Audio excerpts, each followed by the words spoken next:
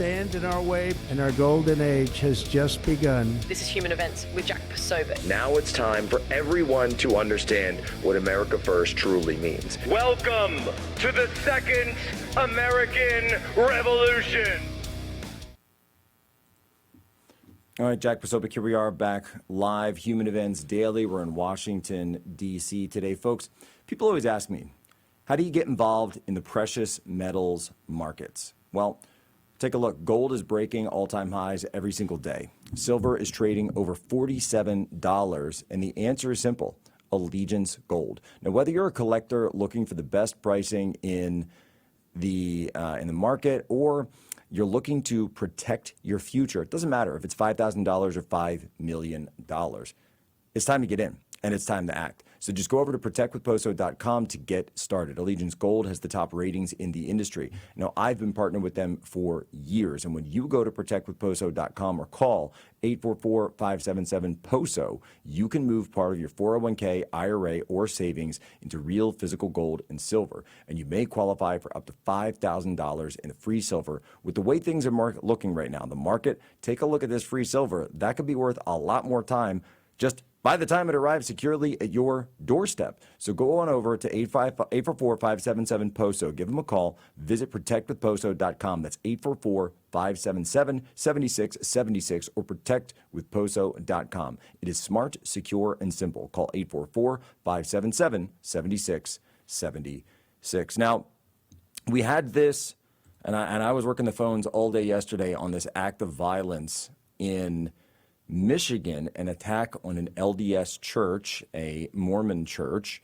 The president potentially meeting here with Bibi Netanyahu, Prime Minister of Israel. We want to cut to that, and we'll go to it. We're not exactly sure when it's going to come out, but we'll let you know. But for the time being, we've got on Tyler Boyer. He's the COO of Turning Point Action. Tyler, how's it going, man? Jack, it's good to be with you again. We've seen a lot of you lately. A little bit, yeah. You can't get rid of me. We're obviously, for once, we're talking about something completely other than that we've been dealing with the last couple of days, but unfortunately, it's yet another act of violence. Caroline Leavitt came out and said that this was an act of violence directed at the Mormon church, directed at Mormons. Do you have any other information regarding this or potential motive here? Yeah, so there's been a lot of speculation kind of revolved around the shooter here, specifically on how what their intent was. Obviously, I don't think you drive a car into an LDS church and unload and start throwing out IEDs if you don't have some kind of hatred for Mormons.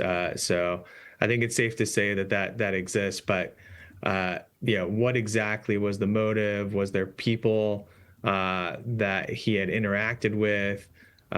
His politics? I know there's been some speculation. Remember, in Michigan, you don't have partisan voter registration, so it's a little bit more difficult to determine who a person is based off of their registration. There have been some suggestions based off of some kind of loosely posted pictures that he had some kind of axe to grind against Republicans or Trump. We just don't really know that quite yet. I think it's far more likely that religion played a factor in this, given that was the target here. Yeah, and I'm actually seeing, so the Detroit Free Press has an article up saying that that a Burton City Council candidate said that he spoke to the man. I guess he had knocked on his door about a week prior. So they were out canvassing, and somebody knocked on his door potentially to either get a ballot for him or for one of the ongoing elections, and that he actually went on this suspect here went on a tirade against the LDS church, described Mormons as, quote, the Antichrist. The man was outgoing, polite, and extremely friendly, and it was his animosity towards the church didn't seem violent, but it was very much the standard anti-LDS talking points that you'd find, that you'd find online. He said, this wasn't something that I would forget. And again, didn't say anything specific, but that's the latest as of an hour ago. They found someone apparently who, Tyler, as you just said, they don't have the registration, or at least the partisan registration, but we are in election time, and certainly something about canvassing, and this is something that was, those are the types of things, by the way, in canvassing that you would probably want to mark down in a special notes section. Right. And it's really important to point out, so the LDS Church is not huge in Michigan. There's probably a lot more threats against other religions within the state of Michigan. The members of the LDS Church only make up about 1% of Michiganders. So it's not like this is a huge, quote unquote, problem that exists. Is just all this animosity. It seems like that this guy, based off that interaction that he had with the city council candidate, just had some kind of weird obsession with that, and that's why it even came up in that conversation potentially with that city council candidate. Maybe that gentleman believing that it was a bigger issue than was there, but this kind of spurred a lot of different conversations, because obviously we know Charlie was assassinated in Utah. There's been some kind of anti-Mormon rhetoric that's come out in the weeks from that were around that, even though the individual that was responsible was not seemingly religious at all. And we'll get to know that shooter a little bit more deeply, but obviously Utah being the home of the LDS Church. And then you also had this week, the president of the LDS Church pass away, which is kind of a big deal within LDS culture. So you have this really odd convergence of things happening, where there's just a lot of, forefront in the mind of the Mormon faith. Tomorrow, we actually are hosting an event, a Turning Point, on campus at Utah State University, which was where Charlie was supposed to have his second Utah stop in his original tour. So that's happening tomorrow, where we'll be interviewing a number of individuals who were present and involved around the assassination, meaning the individuals who were part and parcel to the news, including the governor and Jason Chaffetz, who he was there with his family at the time at Utah Valley University.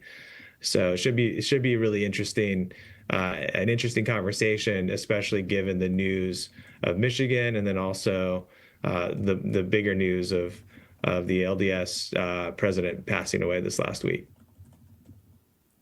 And I think there's, if anything, because I know a lot of people are trying to draw some kind of line between these horrific acts of violence that we've all seen. I've called it Bloody September.